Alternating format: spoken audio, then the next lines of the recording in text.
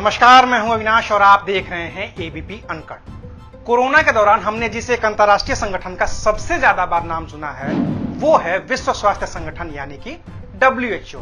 संयुक्त राष्ट्र संघ यानी कि यूनाइटेड नेशन की ऐसी संस्था जिस पर पूरी दुनिया के स्वास्थ्य की जिम्मेदारी है।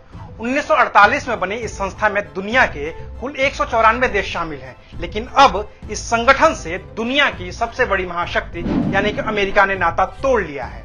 आखिर इसकी वजह क्या है? क्यों अमेरिका ने WHO से नाता तोड़ लिया है? आखिर क्यों अमेरिका इस संगठन से नाराज है और आखिर अमेरिका की इस नाराजगी का दुनिया भर की स्वास्थ्य सेवाओं पर क्या पड़ेगा असर? इसी पर मिलेगा आपको आज का बिन मांगा ज्ञान।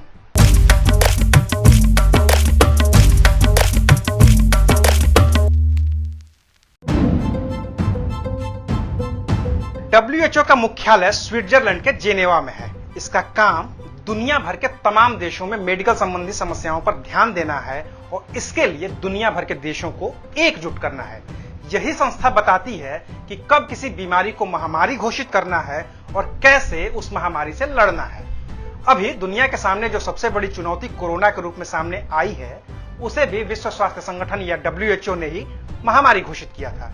WHO ने इसे लड़ने के उपाय भी बताए थे और अब भी दुनिया के तमाम देशों को यही संगठन अपडेट कर रहा है, लेकिन अमेरिका इससे नाराज है और जब से कोरोना फैला है तब से ही नाराज है। अमेरिका का आरोप है कि WHO चीन के दबाव में काम कर रहा है और इसी वजह से कोरोना का संकट दुनिया के सामने आया है। अमेरिकी राष्ट्रपति ट्रंप का कहना है कि अगर वक्त रहते WHO ने इस बीमारी के बारे में बताया होता तो दुनिया के पास इससे लड़ने की तैयारी करने का मौका रहा होता। अगर नियमों के मुताबिक देखा जाए तो नहीं। विश्व स्वास्थ्य संगठन या फिर संयुक्त राष्ट्र संघ की किसी भी संस्था से अलग होने के लिए किसी भी देश को कम से कम 1 साल पहले नोटिस देना होता है।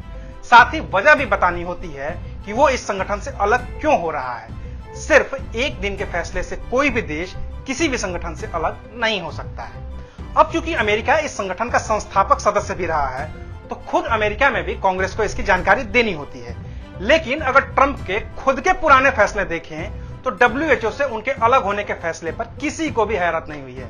पहले भी ट्रंप ने जलवायु परिवर्तन समझौते से खुद को अलग किया, यूनिसेफ का फंड कम कर दिया, ईरान अमेरिका न्यूक्लियर डील तोड़ दी और फिर WHO को हर साल दिया जाने वाला पैसा रोक दिया और अब तो आखिर में उन्होंने WHO से संबंध ही तोड़ लिए हैं। अमेरिका हर साल इस संगठन को $450 मिलियन की रकम देता है। अमेरिका ने इस साल पैसे नहीं दिए हैं। पहले ही राष्ट्रपति ट्रंप ने इस फंड को रोक दिया था और अब रिश्ते खत्म कर दिए हैं। इसकी वजह से विश्व स्वास्थ्य संगठन के कामकाज पर थोड़ा असर पड़ेगा, क्योंकि ये पैसे WHO को मिलने वाले कुल पैसे का करीब 15% हैं। लेकिन अब बात इससे आगे की होगी, क्योंकि अभी अमेरिका ने रिश्ते तोड़े हैं। आगे भविष्य में अमेरिका के जो मित्र देश हैं, हो सकता है कि वो भी WHO से रिश्ते खराब करने शुरू कर दें, उसे फंड देना बंद कर दें या फिर उससे रिश्ते तोड़ दें।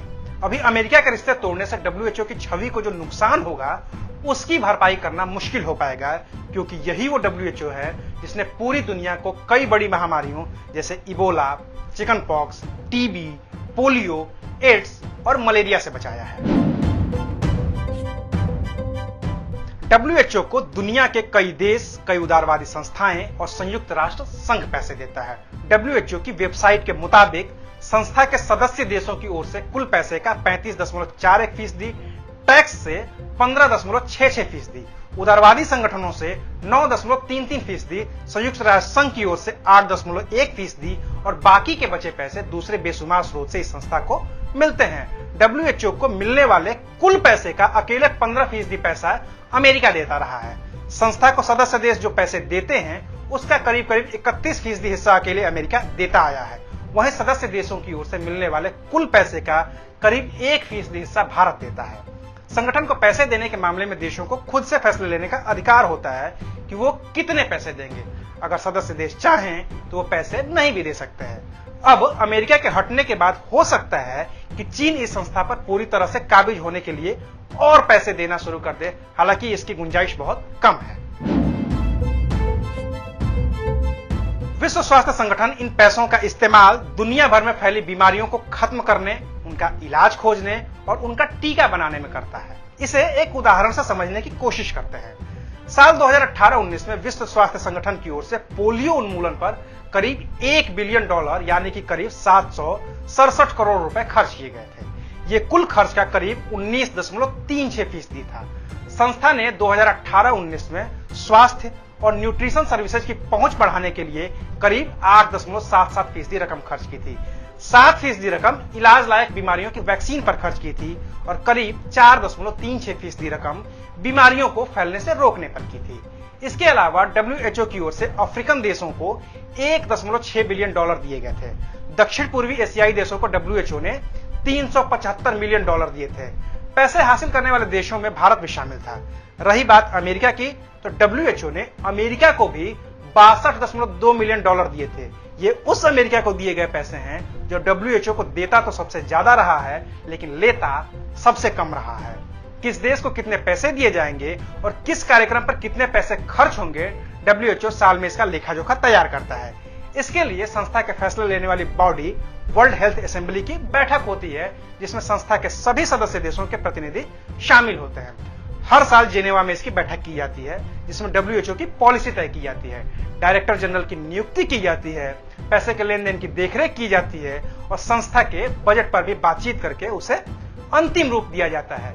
किस देश को कितने पैसे दिए जाएंगे वो उस देश की परिस्थिति पर निर्भर करता है। जाते जाते बात अपने देश की भी कर ही लेते हैं। भारत इस संस्था का सदस्य बना था 12 जनवरी 1948 को। विश्व स्वास्थ्य संगठन की दक्षिण पूर्व एशिया के लिए बनी स्थायी कमेटी की बैठक 4 और 5 अक्टूबर 1948 को दिल्ली में देश के स्वास्थ्य मंत्री के दफ्तर में हुई थी। इसका उद्घाटन तब के प्रधानमंत्री जवाहरलाल नेहरू ने किया था। तब से लेकर अब तक विश्व स्वास्थ्य संगठन लगातार भारत की मदद करता रहा है। टीबी जैसी बीमारी से लड़ना हो या फिर कुष्ठ रोग और कालाजार के इलाज की बात हो या फिर पोषण के प्रति जागरूकता की बात हो, भारत ने सब में कामयाबी पाई है और इसमें WHO का अहम योगदान रहा है। अगर अभी की बात करें तो कोरोना जैसी महामारी से लड़ने के लिए विश्व स्वास्थ्य संगठन अब भी भारत की और पूरी दुनिया की मदद कर रहा है और उम्मीद है कि भविष्य में भी ये संगठन पूरी दुनिया को ऐसे ही बीमारियों और महामारियों से बचाता रहेगा। शुक्रिया। ABP न्यूज आपको रखे आगे।